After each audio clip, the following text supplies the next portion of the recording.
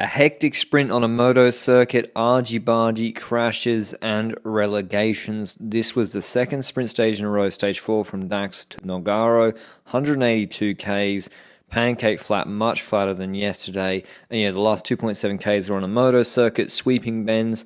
They're kind of a strange, unique finish in themselves, and they're difficult to control. So with no really KOM points on offer, Powell's didn't get in the break.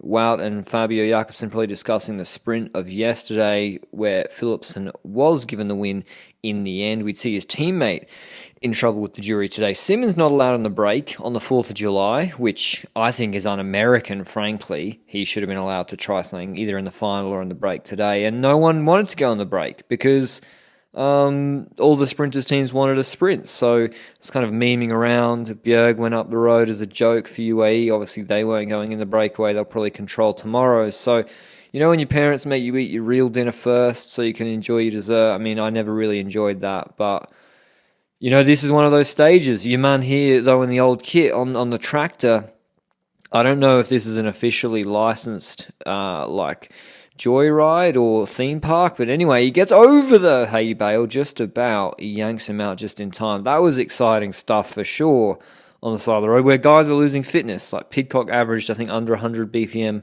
heart rate today. There was the Belgian, well, it looked like the Belgian breakaway, but Turgis was in there, so he's not Belgian, and Geschke's trying to get in there too. He's German, so that didn't work because it wasn't just Belgians. Otherwise, it might have gone all the way, and then it settled down again.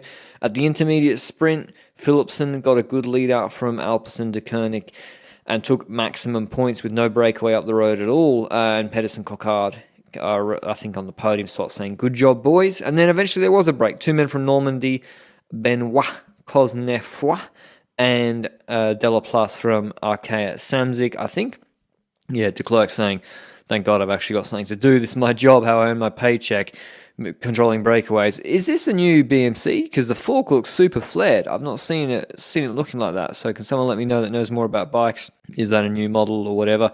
Pretty chill. This is 28 Ks to go. Much more relaxed than yesterday.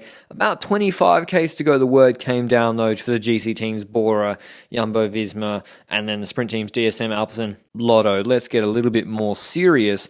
But there weren't the roundabouts of yesterday. So as long as everyone discussed with each other, all right, you just hold position, UAE at the back in the bottom left, you hold position and don't half-wheel me, we'll all stay up here blocked, we've got our position. But on this roundabout, you can lose a lot of positions. DSM were on the wrong side. Welsford, that's their sprinter of the day, goes the long way round, or actually I think he has to stop. He loses like 150 positions. That's his sprint over. With Bahrain, I think Bahrain the most impressive team for me today and the last 2 days, for a team without the resources in the sprint of a Lotto Destiny, of an Alpecin de Koenig or Quickstep. And again, you go the wrong way around that roundabout, you're going to lose 20 positions, which the teams on the right-hand side Total did. But yeah, Bahrain stayed in front 3 wheels with Arnton, Bauhaus, Mohoric for pretty much from 7Ks out. Jumbo-Visma, this is their keep Jonas Vingegaard safe train. Laporte and Van Aert are actually deeper, kind of managing themselves. Van Aert never got into the sprint really from this position. His sprint was basically over here. Caleb Ewan actually in forward position. Same with Cavendish, quite nice here. It's Groenewegen and Jakobsen, Philipsen who are much deeper, but Alpecin got the train to bring Philipsen up. The others don't really have the rider. Mez gets cancelled to do it sometimes. But yeah, 3Ks to go is where you think the finish line is for Jumbo-Visma. Mohoric launches. This is what I mean about Bahrain. Look at them. They're organised. Mohoric, I think, bringing up Arndt and Bauhaus. Cavendish in okay position. Coffert has also maintained really good position for Lecoq. From here on out, they were pretty much at the front. So not the teams we expected to be at the front maybe after 3 kilometres to go, with Van Hooydonk keeping because if no one's challenging you for front position, you may as well stay there. And Vingegaard could have slid back now. I thought maybe is he, going to try and go for the sprint because he's bored. But following Mohoric through sweeping corners, probably not the best thing to do. But in the end, no harm, no foul. If you stay in a single file at the front, it's safer than being back in the washing machine, because you see Fabio Jakobsen, European champs, on the left here. And the helmet next to him, you can't see the right, the helmet's Philipsen. Jakobsen was trying to slide a little bit, I think, onto MVDP's wheel, and he cops the big don't argue from Philipsen, sends him all the way, and he chops himself onto the Intermarché rider. He crashes out of this sprint and goes down. So Philipsen in the mix again 2 days in a row. but he maintains his position, or he actually loses because of that Van der Poel's wheel, and it's kind of a waiting game to get back there. He's leading on Bini, trying to get there. Cofidis with Renard get Coquard to the front. Uno-X move up with Varensgold for Christophe. Alaphilippe's just in third position because maybe he thought if it was a little uphill drag, he might have had a chance, but he's in third position trying to squeeze Varensgold. He's not going to allow that. Philipsen's off Van der Poel's wheel. We've got an Intermarché rider between them, and Van Aert is way too deep. He's out of the sprint. And you'd think actually with Laporte's position, Laporte would have gone for it from here. There's another crash. I think it might have been Case Bowl because it's an Astana bike that goes flying. And Varensgold moves up Christophe, maybe a little bit early. Coquard switches off Renard's wheel. Alaphilippe's gone. Laporte looks like he's in good position. You'd think he's going to actually go for the sprint.